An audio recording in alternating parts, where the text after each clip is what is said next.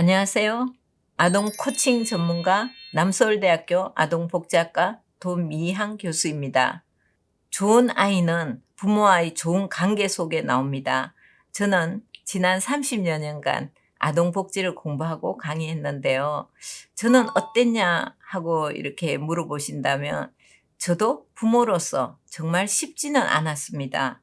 20대 때 낳은 첫 아이는 정말 첫 애니까 많이 헤맸고요. 그리고 저도 젊었을 때는 감정을 주체하지 못하고 아이를 감정적으로 대한 날도 많이 있었던 것 같습니다.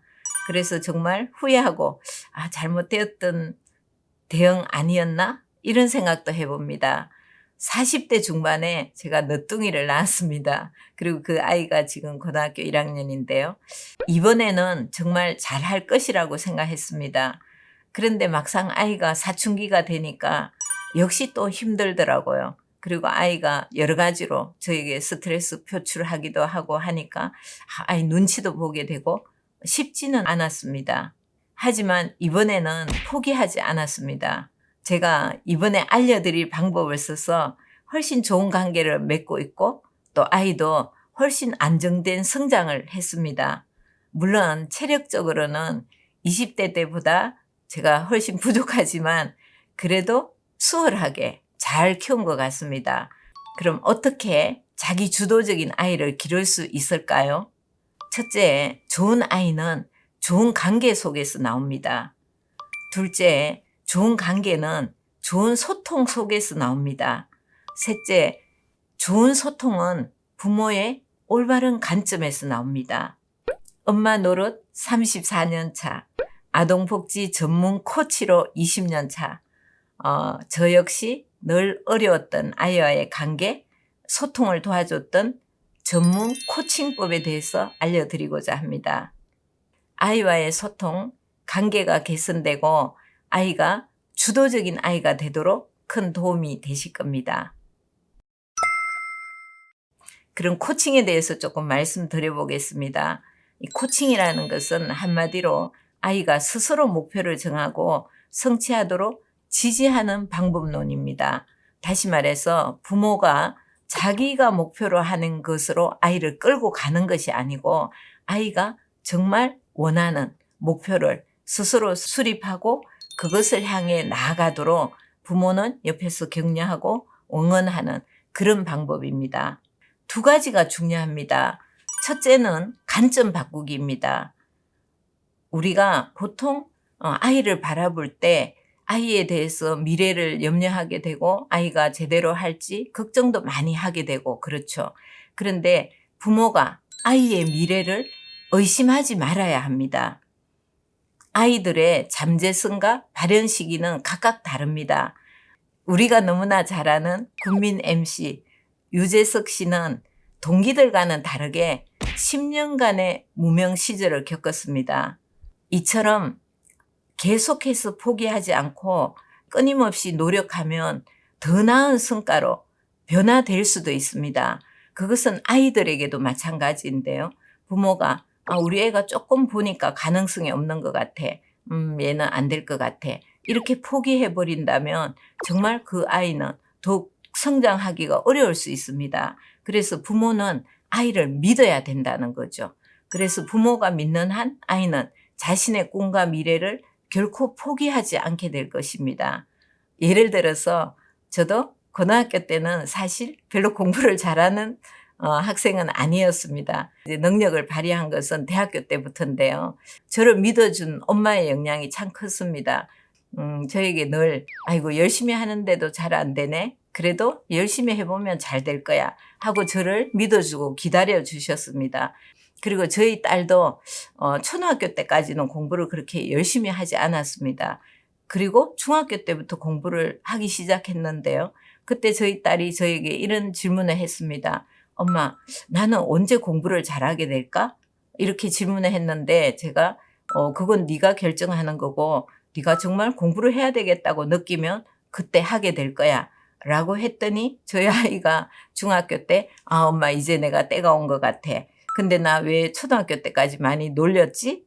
그래서 네가 초등학교 때 많이 놀은 것이 좀 후회가 되니? 했더니 아니라고 실컷 놀아서 너무 좋았고 그 에너지를 가지고 중학교 때부터 공부를 되게 열심히 했고 또 고등학교 때도 정말 훌륭하게 좋은 성과를 냈습니다. 바로 이런 것처럼 부모가 조금 아이를 긍정적 관점에서 그래도 가능할 거야, 할 수 있을 거야, 이렇게 아이를 바라보는 거 정말 중요합니다. 다음은 아이를 존중해 주세요. 부모와 아이는 바로 수평적 관계입니다. 다시 말해서 우리는 보통 아이를 생각할 때 아이는 내가 낳은 아이고 그래서 내가 지시할 수 있고 명령할 수도 있고 아이는 내 말을 따라야 돼. 이런 생각을 많이 하게 되죠.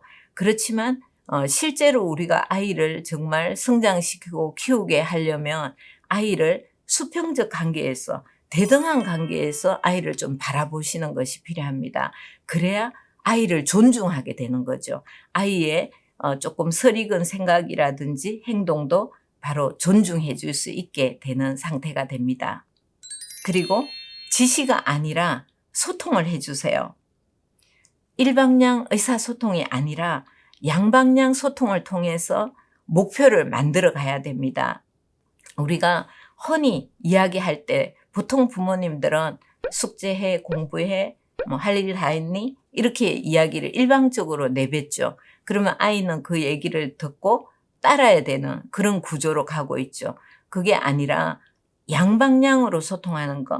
그러니까 지금 어떻게 돼가고 있니? 네가 해야 할 일은 어떻게 하고 있지? 엄마가 어떻게 도와줄 수 있을까?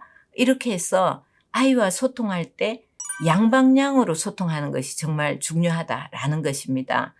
사실 아이들이 학교를 가거나 하면 계속해서 일방향 티칭을 받게 되죠.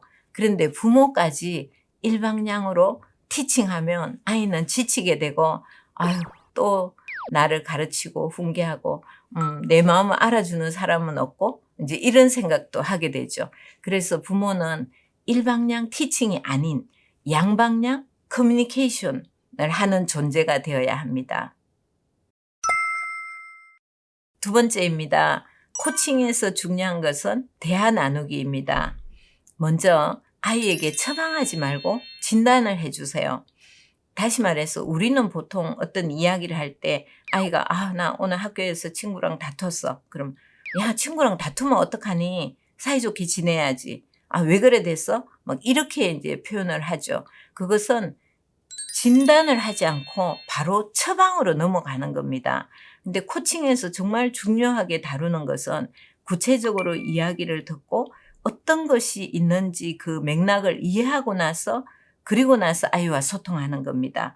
그래서 아이가 나 오늘 학교에서 친구랑 다퉜어. 그러면 친구랑 다퉜어. 기분이 좋지 않겠네. 구체적으로 조금 얘기해봐. 어떤 일이 생긴 거야? 어떤 이유로 다투게 됐지? 이렇게 이야기를 먼저 물어보시는 거. 그래서 내가 자꾸 뭔가 대책을 수립하고 처방하려고 하지 마시고 진단하는 것이 필요합니다. 다음은 지시하지 말고 의사를 물어보시기 바랍니다. 아이가 계속 컴퓨터를 하거나 하면 너 공부 안 하고 말이야. 너는 숙제도 안 하고 네 할 일도 하지 않고 계속 컴퓨터만 하고 있니? 컴퓨터 꺼. 이렇게 이제 바로 직설적으로 지시에 팍 들어가 버리죠. 그러면 아이는 뭔가 내가 이제까지 공부하다가 잠깐 컴퓨터 게임 했는데 엄마가 입을 떼면 다 지시야. 이렇게 이제 아이 입장에서는 받아들일 수 있습니다. 그래서 지시하지 마시고 물어보는 거죠. 의사를. 엄마가 볼 때 네가 게임을 좀 이렇게 길게 하는 것 같아서 엄마가 염려가 되네. 그래서 그 컴퓨터 게임은 언제까지 할 거니? 이렇게 아이에게 아이의 생각을 물어봐 주는 거죠. 네가 지금 공부하는 것에 대해서 너는 어떻게 생각해? 이렇게 자꾸 어떻게 생각해? 라고 하면서 아이의 의견을 물어보고 그것은 바로 소통의 출발이 된다라고 이제 보시면 될 것 같습니다. 다음은 아이에게 늘 왜 해야 하는지 근본적인 이유를 함께 찾아가시는 것이 필요합니다. 우리는 왜? 라는 말을 하게 되면 따지는 것처럼 보이는데요. 왜 그랬어? 왜? 왜? 이렇게 하면 약간 아이를 꾸중하거나 비난하는 것처럼 들릴 수도 있습니다. 그런데 제가 말씀드리는 왜는 근본적인 이유, 우리는 왜 공부를 해야 할까? 우리가 그렇게 한다면 어떤 일이 벌어질까? 우리가 해야 하는 것은 왜 해야 할까? 이렇게 굉장히 중립적 관점에서 본질을 생각해 보는 거죠. 콩을 먹기 싫어하는 아이가 있어요. 부모 입장에서 왜 콩을 먹어야 되는지를 생각해 보셔야 되겠습니다. 네가 라면, 햄, 소세지 이런 것을 많이 먹으면 어떤 일이 생길까? 몸에 안 좋아요. 아이가 이렇게 대답하겠죠. 그럼 우리는 건강한 음식을 먹으면 좋겠는데 그때 콩을 생각해 보면 어떨까? 해서 근본적인 이유, 우리가 왜 그것을 해야 하는지 이런 것에 대해서 이유를 함께 찾아가는 바로 이런 것이 코칭적 소통법이다라고 할 수 있겠습니다. 이상 제가 오늘은 여러분에게 코칭 대화법에 대해서 말씀을 좀 드렸습니다. 아이의 주도성을 높이기 위해서 우리는 코칭으로 소통을 하는 것이 필요한데 그 코칭에는 관점 바꾸기가 있습니다. 그래서 아이를 바라볼 때 가능하다, 충분히 할 수 있다, 격려하고 지지하는 그런 관점으로 아이를 바라보는 것이 정말 중요합니다. 그리고 대화 나누기인데요. 이 대화를 나눌 때는 일방향으로 부모가 지시하거나 명령하는 소통이 아니고 양방향으로 아이의 의견을 물어주고 질문해주고 아이의 생각을 존중하는 대화를 하는 것에 대해서 말씀을 드렸습니다.